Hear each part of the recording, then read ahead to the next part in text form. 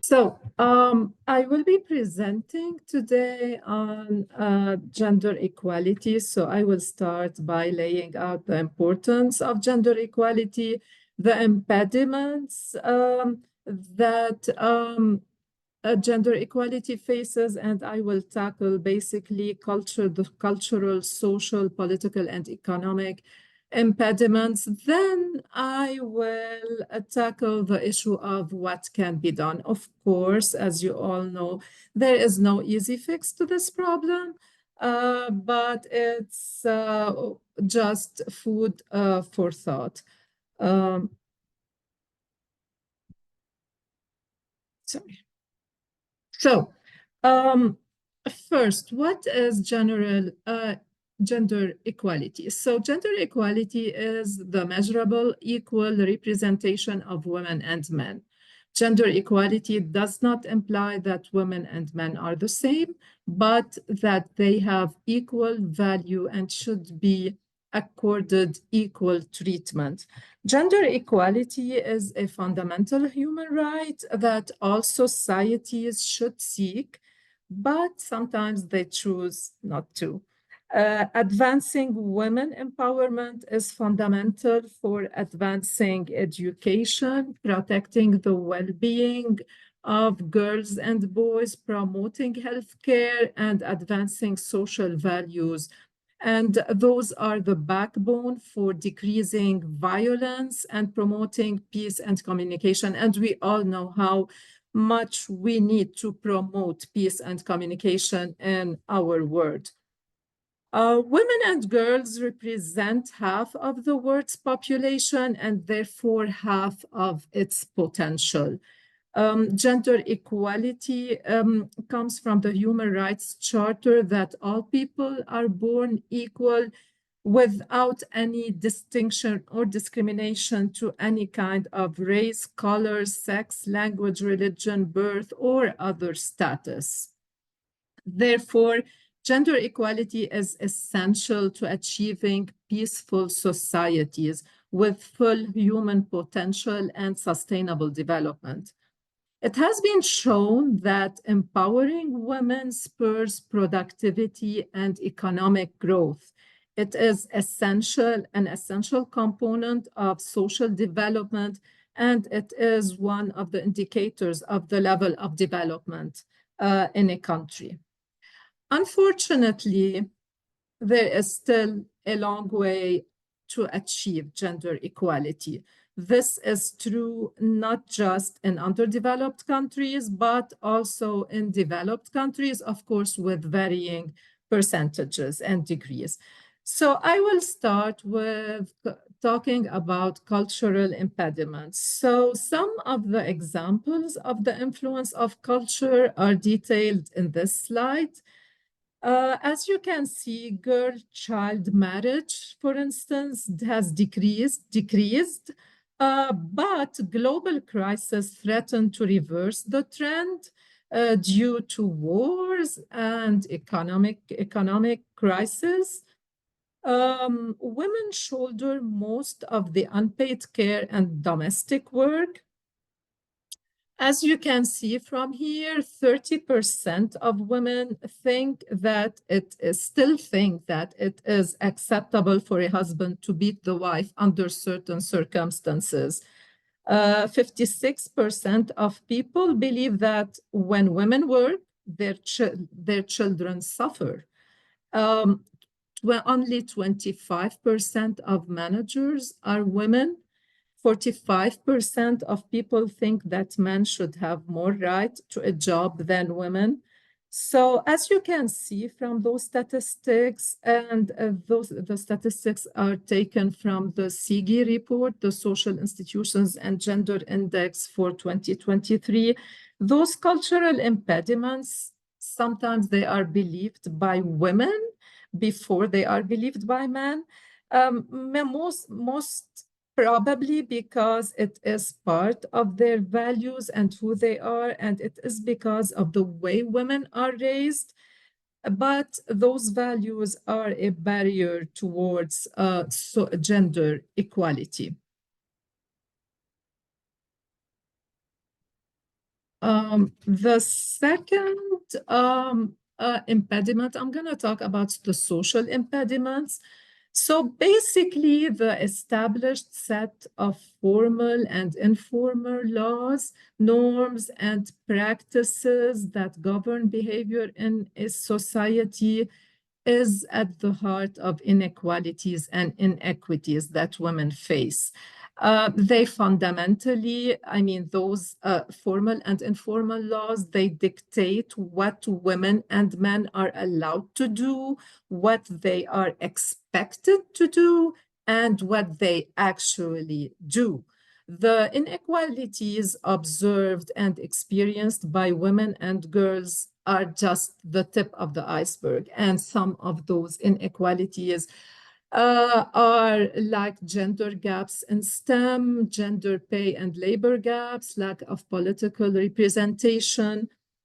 Discriminatory norms and social institutions rest below the surface, and those are the root causes. And we are talking about rigid, solid social norms, discriminatory legal frameworks, restrictive masculinities, unequal power dynamics, and biases and stereotypes. And those basically reinforce this status quo. Focusing on social institutions and strengthening efforts to transform discriminatory social norms are important to achieve gender equality. They are the crucial bottlenecks that prevent change from happening. Sorry. As you can see from this slide, we will reach parity in parliament between women and men in 2060, in around 40 years or so. The political representation is improving for women, is improving, but slowly.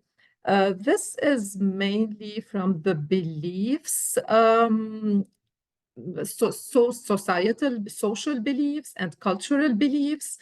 So what can help is initiating and keep on initiating laws to protect women from domestic violence, enacting civil rights laws for marriage and divorce, anti-discrimination laws.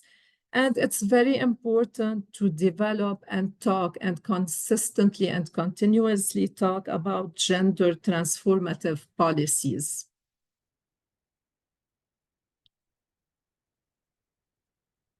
The percentage, as you can see from this slide, the percentage of women who are top leaders is far less than men.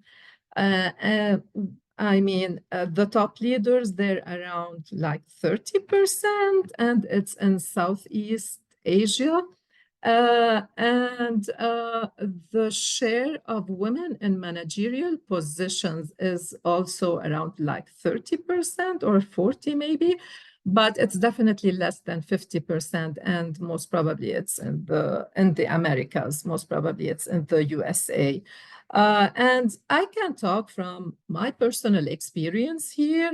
So before I moved to the United States, I used to work in the Middle East, in Lebanon. And even though I worked in like very important institutions in the country, but there was this, not practice, but this thing that top positions which are normally held by men were never given to women, especially when we talk about top positions. However, positions which were held by women can easily go to men. There is no such dogma here. And this is also to note that women are paid less across the globe for doing the same work that a man does. So, what can be done here? And this is just food for thoughts. I know that there is no easy fix to this, I mean, you can argue that change starts at the top and then it trickles to the bottom.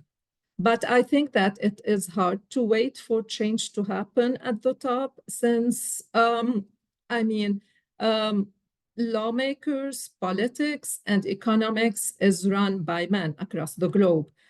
We have waited for change to happen. It is happening, but it's happening slowly. Um, and personally, I do not believe that we have to wait for change, but rather we can initiate change from within. I believe that change can start within each and every person. It can start with you and then it can move upwards. Society is mostly shaped by women. So if we teach our children to be equal, those children will grow up and will spread those values. Um, uh, we have to be mindful on how to raise our children and what values we are transmitting to them, like for boys to respect girls and to treat them as equal, and for girls to stand up for themselves and not to be penalized for doing so. So we have to, I guess, that stop spreading traditional values and start spreading modern values, which are not in conflict with our current values. And finally, as we consider how best to reduce gender inequality, the impact we have to, um, we cannot forget the impact of the contemporary women's movement. Since it began in the late 1960s, the women's movement has generated important advances for women in almost every sphere of life. Brave women and some brave men challenged the status quo by calling attention to gender inequality in the workplace, in healthcare, in education. And they brought sexual assault, sexual harassment, domestic violence into the national consciousness. And I guess that for gender equality to continue to thrive, it is essential that a strong women's movement continue to remind us of the sexism that still persists all over the world. I want to thank you for being attentive, and I invite any questions that you might have. Thank you.